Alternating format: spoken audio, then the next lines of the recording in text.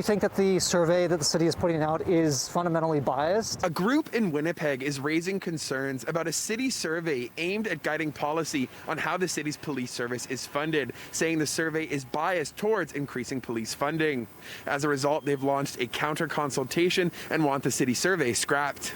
It is meant to shore up legitimacy for the years and the decades to come for increased police budget. The group, Winnipeg Police Cause Harm, wants the city's police service defunded and says the survey falls short, offering people 5 funding models to consider, none of which contain defunding or reform options. Our concern is that people will see that, fill out the survey as they feel they should, but not really feel like they have any actual say over the Winnipeg Police. The current survey contains 5 options for the public to think about, including keeping things the same, pinning budget increases to inflation rates, another where the budget is tied to inflation rates and bargain salaries, creating a public safety tax that would go specifically to police, or basing the police budgets on a share of tax revenue growth. Now, while the last model would have resulted in a reduction of almost $6 million in 2021, Winnipeg Police Cause Harm say it's also an option that could increase police budgets, with the group releasing its own survey with a wider range of options and a spot where people can say where they want police budget spent. We're giving a lot of different options,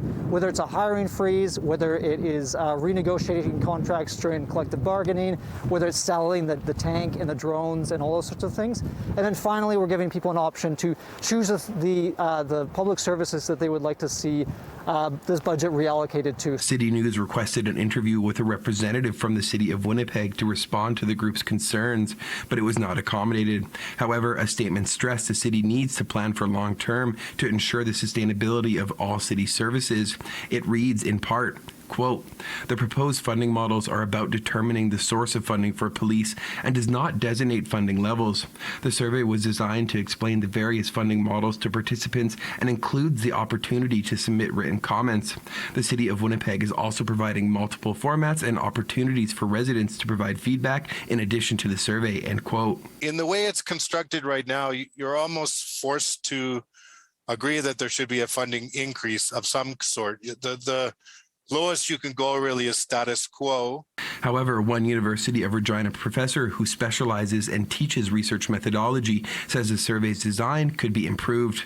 Mark Spooner, an expert in qualitative and participatory action research, says while the survey does ask people if they think police are overfunded, that's where it stops. When you get to the funding model, the corresponding funding model questions, you don't really have an option to say, I feel like the budget should be decreased by a certain percentage or something like that along the lines of the other funding model proposals that they've given for people to choose. He acknowledges while option 5 could have seen a decrease in 2021, it's tied to a formula that could see budgets climb or fall. And you wouldn't really be able to do any sort of mid to long-term planning with that kind of wild variation in what a police budget might be. Spooner stressed that the survey's findings must be publicly released to ensure there's a wider understanding of how people are feeling and how that was actually captured. If the community responds with they felt it was too much, then I would take with a grain of salt the funding models you've proposed